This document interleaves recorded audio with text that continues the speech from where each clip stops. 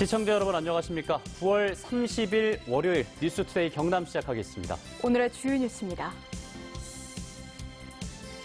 국방부가 대학 학위를 취득한 부사관이 진급대 가점을 주는 법 개정을 추진하면서 학점별로도 가점을 주겠다던 내용을 빼 재학생들이 반발하고 있습니다. 사천 출신의 강기갑 전 국회의원이 최근 대통령 직속의 조은농협위원회 위원장을 맡았습니다. 농협개혁의 목소리를 높여왔던 강 위원장이 어떤 변화를 이끌어낼지 주목됩니다. 중국 사드 사태 이후 내리막길을 걷던 부산 크루즈 관광 산업이 반등을 모색하고 있습니다. 세계 크루즈 관광 시장이 호황을 누릴 거라는 전망도 나오고 있습니다. 기후변화 대책을 요구하는 기후 파업이 전 세계에서 릴레이로 이어지고 있습니다. 울산에선 초등학생들이 기후변화 대응책을 호소하며 수업 대신 기후운동을 했습니다. 국방부가 대학 학위를 취득한 부사관이 장기 복무나 진급할 때 가점을 주는 법 개정을 다시 추진하고 있습니다. 법 개정을 제2법 예고한 셈인데요. 학위와는 별도로 학점별로도 가점을 주겠다던 내용을 빼 재학생들이 거세게 반발하고 있습니다. 이재경 기자입니다. 지난해 국방부가 발표한 군인사법 시행규칙 개정안입니다. 직무와 관련된 학위와 학점을 취득한 자에게 장기 복무와 진급 심사 때 가점을 부여하는 조항이 추가됐습니다. 하지만 관련 학위와 학점을 정하는 기준이 모호한 데다 평가 대상자만 수천여 명에 달해 현실성이 떨어진다는 지적이 나와 시행을 미뤘습니다. 그런데 최근 국방부가 군인사법 시행규칙 일부 개정안을 제2법 예고했습니다. 부사관들의 장기 복무 선발이나 진급 평가에서 학위 취득자에게 가점을 주던 것을 각군 참모총장이 자율적으로 줄 수 있도록 수정했습니다. 대신 기존의 관련 교과목 이수에 따른 학점별 가점 조항은 삭제했습니다. 관련 학과 학점 이수에 따른 가점이 사라진 건데 정작 일선 대학 군사학과 학생들은 관련 내용조차 모르고 있었습니다. 모르는 사람도 많단 말이에요. 너무 황당했고 그렇게 바뀌면은 이 과가 무슨 의미가 있나 싶어가지고. 때문에 국방부의 정책 혼선으로 관련 학과 학생들만 피해를 입었다는 반발이 나오고 있습니다. 가점을 주지 않겠다고 소급 적용을 하게 되면은 이 학생들은 2년간 세월 그리고 1,000만 원에 이르는 등록금을 투자한 것에 대한 보상이 없습니다. 국방부는 내부적으로 당사자들에게는 의견 수렴 과정을 거쳤으며 제2법 예고를 통해 대국민 홍보도 이뤄졌기 때문에 문제될 게 없다는 입장입니다. 관련 내용을 담은 군인사법 시행규칙 일부 개정안은 법제처 최종 심사를 거쳐 이르면 10월 중으로 공포될 예정입니다. MBC 뉴스 이재경입니다. 사천 출신의 강기갑 전 국회의원이 최근 대통령 직속 조은농협위원회 위원장에 임명됐습니다. 농협 개혁을 외쳐왔던 강 위원장이 어떤 변화를 이끌어낼지 주목되고 있습니다. 김태석 기자가 만났습니다. 검은 돈이 오가고 토론회나 정책 발표에도 없는 지역 농협의 깜깜이 조합장 선거와 간선제인 농협중앙회장 선거 제도를 바꾸는 게 가장 먼저 당면한 과제입니다. 농업특위위원회에서 그 위원들 모아놓고 제가 이제 제안 발제를 하고 법안이 처리되도록 하는 그런 중요한 일정이 잡혀져 있습니다.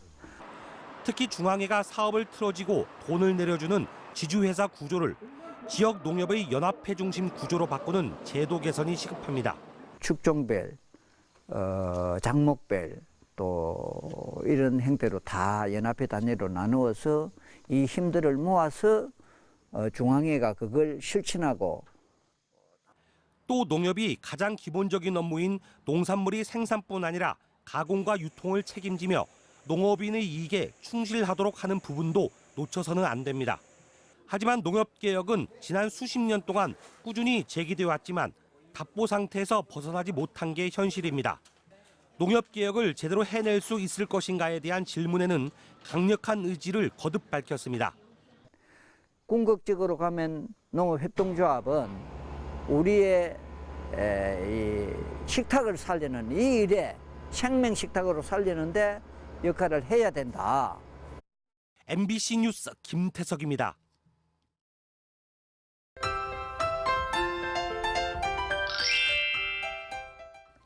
태풍 타파의 여운이 가시기도 전에 제18호 태풍 미탁이 다가오고 있습니다. 오늘 태풍의 간접적인 영향을 받겠는데요. 일부 남해안 지역에는 오후 사이 돌풍을 동반한 천둥 번개와 시간당 20mm 이상의 강한 비가 쏟아지겠습니다. 그 밖에 경남 지역에도 오후에 산발적으로 비가 오겠는데요. 예상되는 강수량은 5에서 30mm로 많지는 않겠습니다. 어제는 낮 기온이 30도를 넘으며 늦더위가 기승이었습니다. 오늘은 어제보다 기온이 조금 떨어지긴 했지만 여전히 평년 기온을 웃도는데요. 오늘 창원의 아침 최저 기온 20도, 진주 19도에서 시작하고요. 낮에는 창원, 진주 27도까지 오르겠습니다. 위성 영상 보시면 오늘 구름 많은 날씨를 보이며 내륙을 중심으로 안개가 짙게 끼어 있어 가시거리가 좋지 않습니다. 교통안전에 유의해 주시길 바랍니다. 오늘은 낮 기온이 30도 가까이 오르는 곳이 있겠습니다. 아침 기온부터 보시면 밀양 19도, 함안 20도에서 시작하고요. 낮에는 밀양 28도, 양산 29도까지 오르겠습니다. 서부 지역 보시면 거창 17도, 산청 18도에서 시작합니다. 낮에는 거창 28도, 합천 29도까지 오르겠습니다. 바다의 물결은 최고 1m까지 일겠습니다. 태풍의 영향으로 내일 새벽부터 남해안을 중심으로 비가 시작돼 오전에는 전 지역으로 확대될 것으로 보입니다. 날씨 정보였습니다. 중국 사드 사태 이후 내리막길을 걷던 크루즈 관광 산업이 반등을 모색하고 있습니다. 아시아와 유럽 등 세계 크루즈 관광 시장이 호황을 누릴 것이란 전망도 나오고 있어 부산항도 경쟁력을 높여야 한다는 목소리가 나오고 있습니다. 박준호 기자가 취재했습니다. 지난 7월 대만 관광객 2,000명을 태운 크루즈선이 부산에 입항했습니다.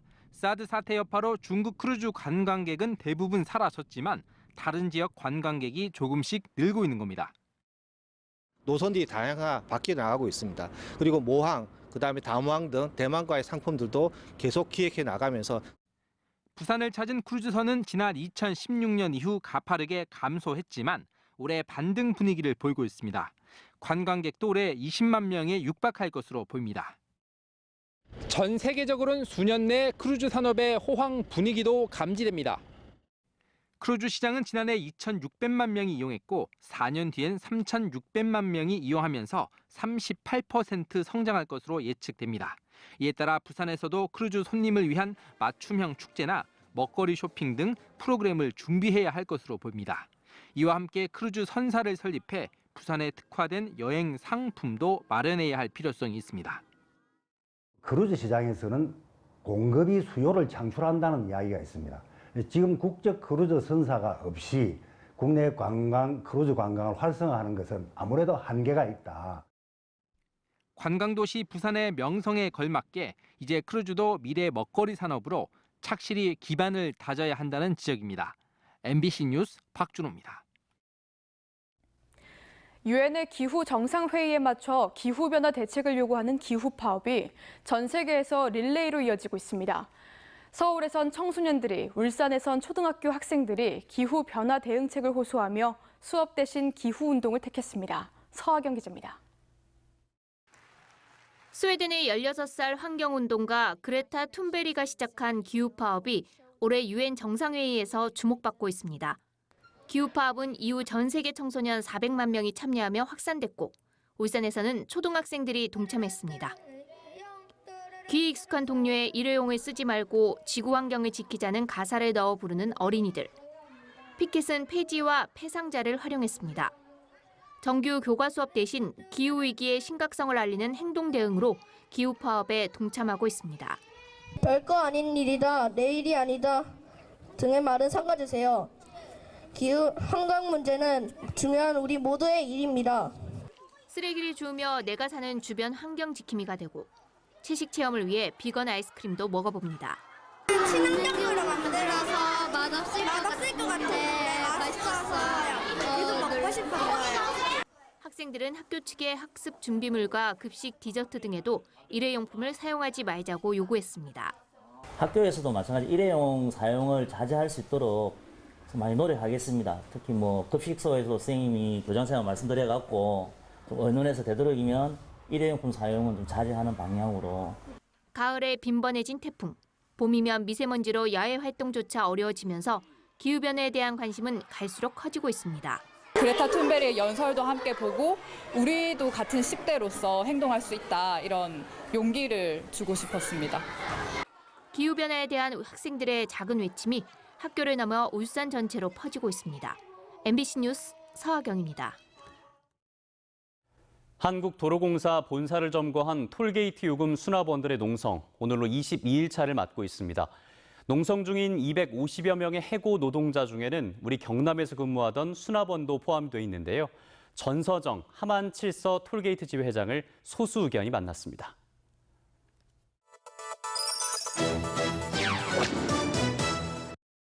혼자 예전과 달라졌잖아요. 제가 처음에 입사를 할 때는 회사에서 시키면 시키는 대로 다 했습니다. 근데 지금은 이제 세상이 많이 밝아졌지 않습니까? 그래서 저희들 권리 주장도 지금 할 수 있었고요. 톨게이트에서 제가 정년 퇴직까지 도로공사 정직원이 돼서 당당하게 씩씩하게 퇴사하고 싶습니다.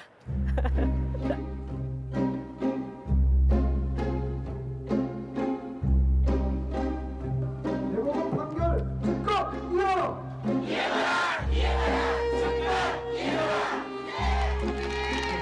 대법원 판결을 받아내기 전에 이강대 사장님은 대법원 판결 받아와라. 받아와주면 모든 것을 해결해 주겠다. 그래서 8월 29일 날 당당하게 대법원 승소 판결을 받아왔습니다. 그러나 9월 9일 그 말도 안 되는 졸속 방안을 내놓고 어딘가로 숨어버렸습니다. 톨게이트 노동조합원들은 분노하지 않을 수 없었고 본사를 점거하지 않을 수 없었습니다. 제가 집에서 6월 30일 날 보따리가 싹 올라올 때 서울을 상경을 할 때 내가 도공 배지를 달지 않으면 집을 돌아가지 않겠다고 결심을 하고 왔거든요. 그 판결 날 때 그 안에 제가 들어갔었습니다. 대문에서 나오면서 조합원들이 있는 농성장까지 뛰어가면서 우리가 이겼다고 제가 소리치면서 그렇게 제가 달려왔습니다. 근데 그 기쁨은 잠시였어요. 판결 때문에 정부 지침이 비정규직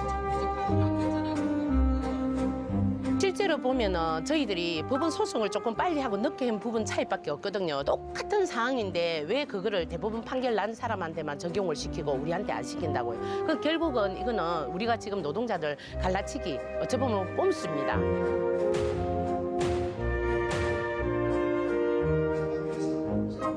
도로공사에 보면 많은 분야들이 있습니다. 토목직이나 건설직이나 전문 분야들은 당연히 시험을 치고 들어와야 됩니다. 왜냐하면 자기들이 그 대학 전공 공부를 했지 않습니까? 근데 저희들은 그거 아니거든요. 실무직이라는 업무가 따로 있습니다. 근데 실무직은 왜 정규직이 되면 안 됩니까? 누구나 다 할 수 있지만은 일이 굉장히 중요한 일들이 많습니다. 하이패스 시스템이 되면서 사무실 안에서 할 수 있는 일들이 굉장히 많아요. 영상 보존 업무라든지 미납이라든지. 근데 지금 도로공사에서는 요금 수납 업무만 가지고 여러분 돌아갈 자리가 없다. 요금 수납 업무를 하려면은 자회사로 와라. 첫 번째 단계는 이강대 사장님이 하루빨리 교습 자리에 나와야 된다는 겁니다. 그 교습이 원만하게 이루어지면 하루빨리 저희들 일자리로 돌아가는 게 그게 두 번째고요. 공공부문 비정규직 정규직화를 둘러싼 갈등이 비단 톨게이트 문제에 국한돼 있지 않다는 것입니다. 상시 지속 업무의 정규직화라는 대원칙이 오히려 예외가 되고 예외적으로 적용돼야 할 자회사를 통한 정규직화가 대세가 되었습니다.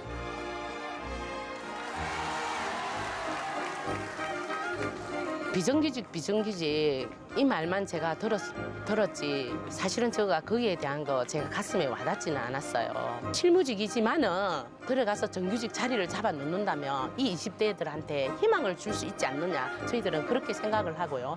제가 바라는 건 진짜 정말 비정규직 없는 세상에서 다 같이 행복하게 살았으면 하는 그런 바람입니다.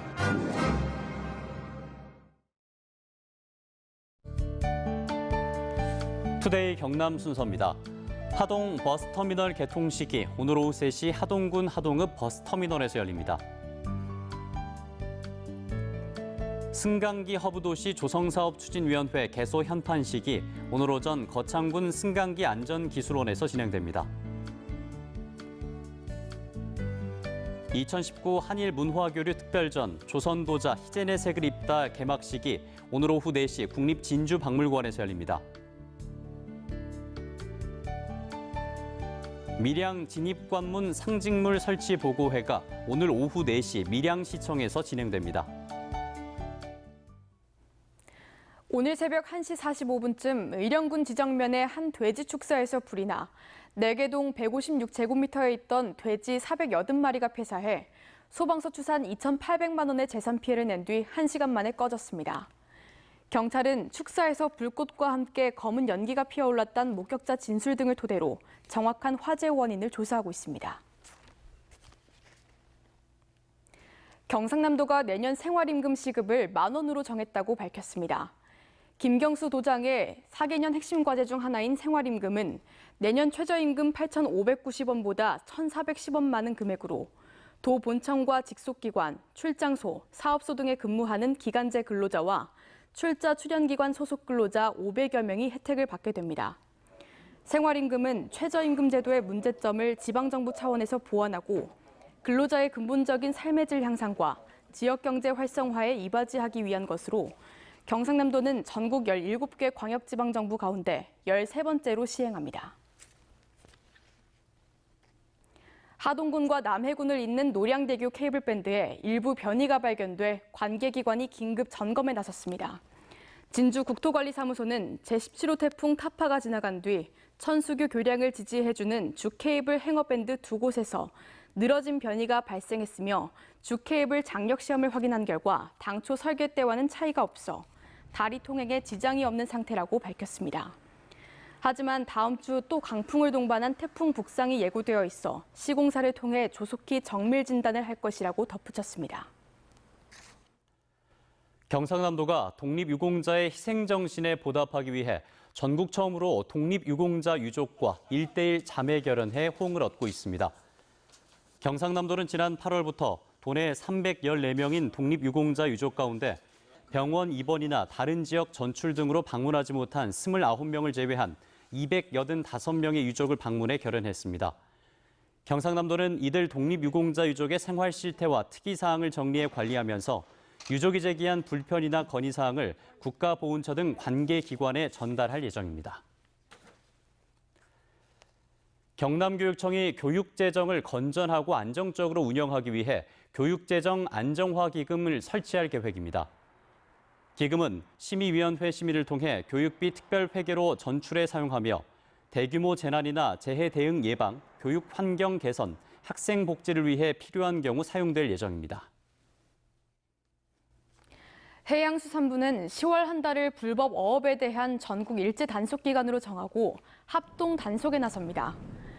이번 합동 단속에는 해수부를 비롯해 동서남해 어업관리단과 지방자치단체, 해경, 수협 등이 참여해 무허가 어업과 조업금지구역의 침범, 불법 어구 사용, 어린 물고기 불법 포획 등을 집중 단속합니다.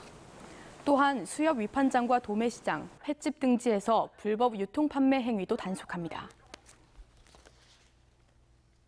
올해 새 야구장 개장과 함께 프로야구단 NC다이노스의 홈 관중이 크게 는 것으로 나타났습니다.